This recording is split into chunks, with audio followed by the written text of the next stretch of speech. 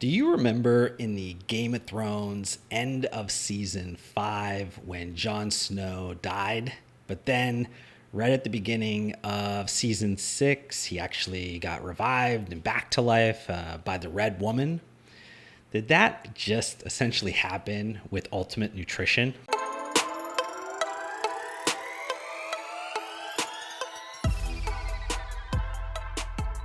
Now, if you aren't a fan of Game of Thrones, I want to apologize. Don't get that reference at all. And you really missed an epic show that I guess you could still watch on HBO Max or whatever the heck they call the streaming service. For my sports nutrition industry followers, you might remember the saga that happened on August 17th, 2019 with Ultimate Nutrition. The following letter was posted on the door of the Connecticut facilities, effectively letting go, I believe, of around 150 employees.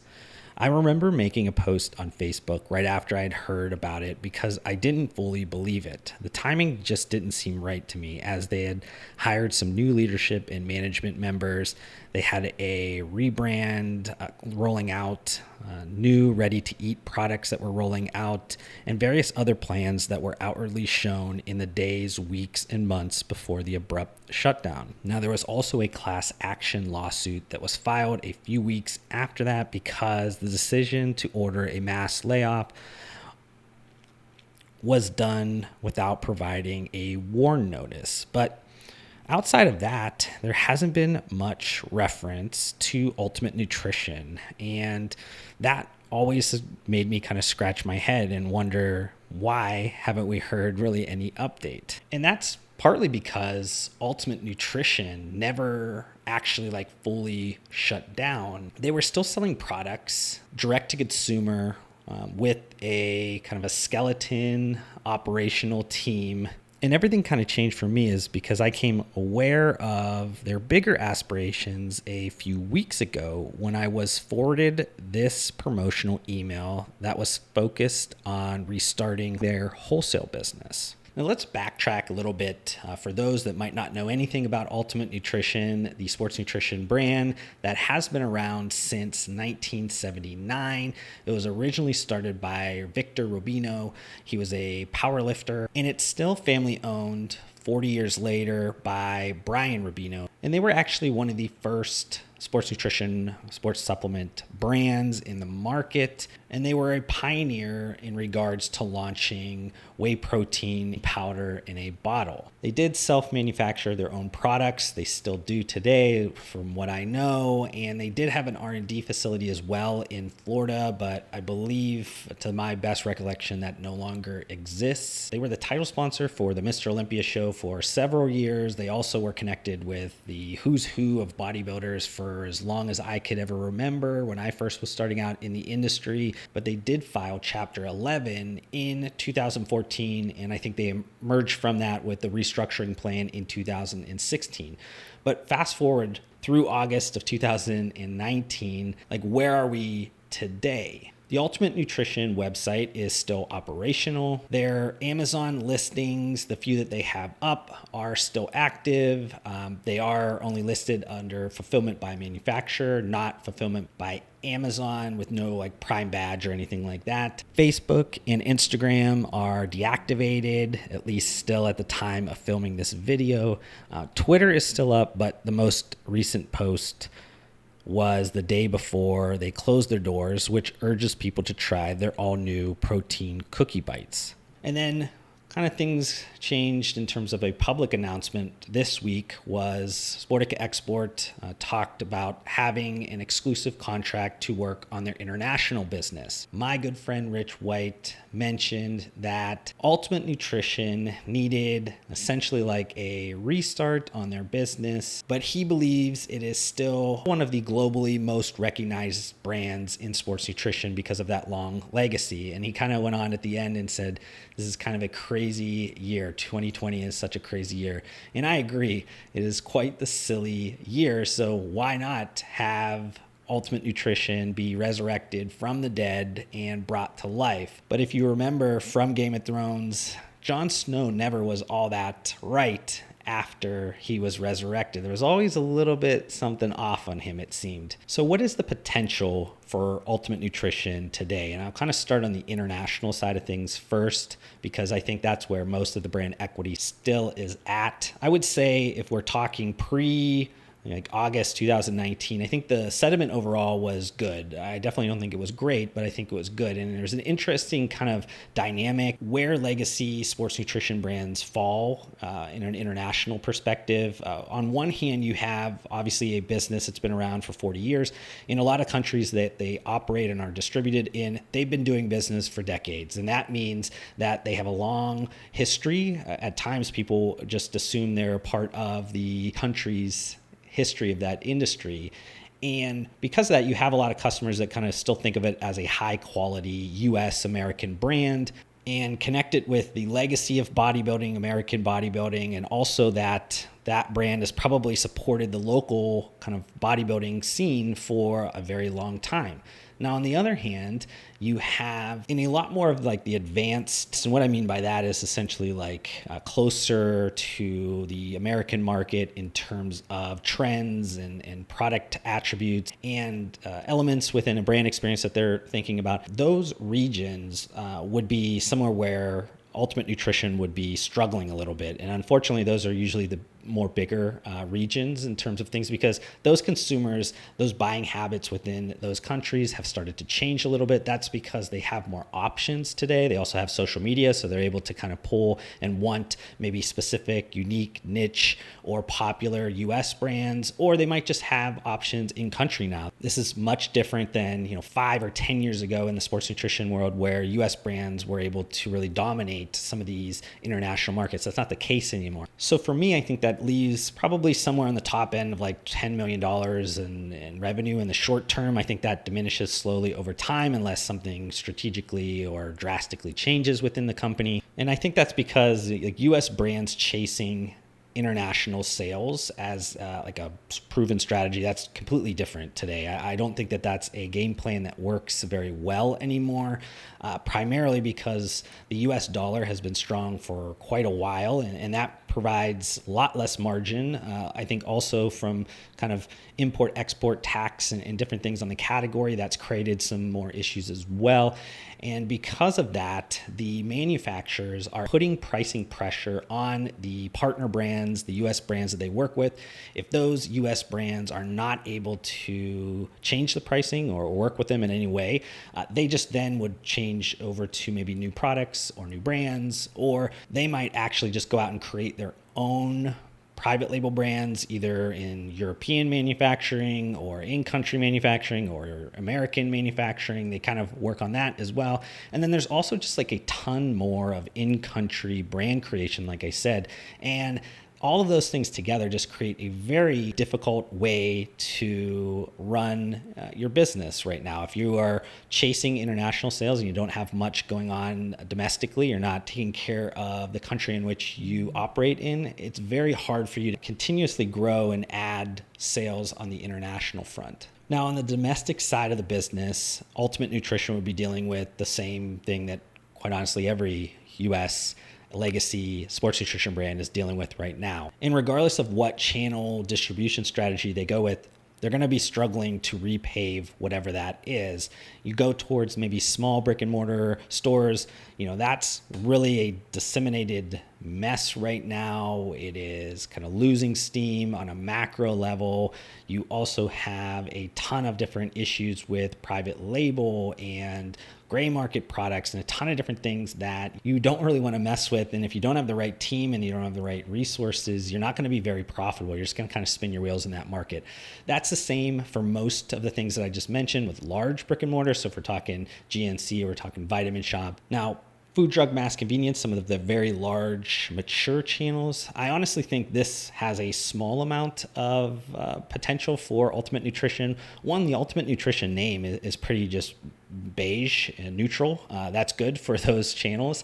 I think that there's also a ton of legacy with that, so buyers might be more confident with that name. This is all just speculation. I'm not exactly sure, but I think if you did create some ready to eat or ready to drink products, you could create a very similar model to what Metrics has been able to do, but it would need to make a very drastic change in the current business model of Ultimate Nutrition. Now, on the current, I guess, channels in which Ultimate Nutrition sells on the digital side, if you're talking just like direct to consumer, I think this is honestly like a dead end really in terms of how they're going to deal with it right now. You can't just like turn it on and people will come. It doesn't work like that anymore. And so if you're not having any kind of demand drivers and you're not playing those games, it's going to be very hard for you to make any material difference, create any sales on your direct-to-consumer website. And most of the new customers within the sports nutrition category, honestly, has never even heard of Ultimate Nutrition. The last time Ultimate Nutrition was really relevant,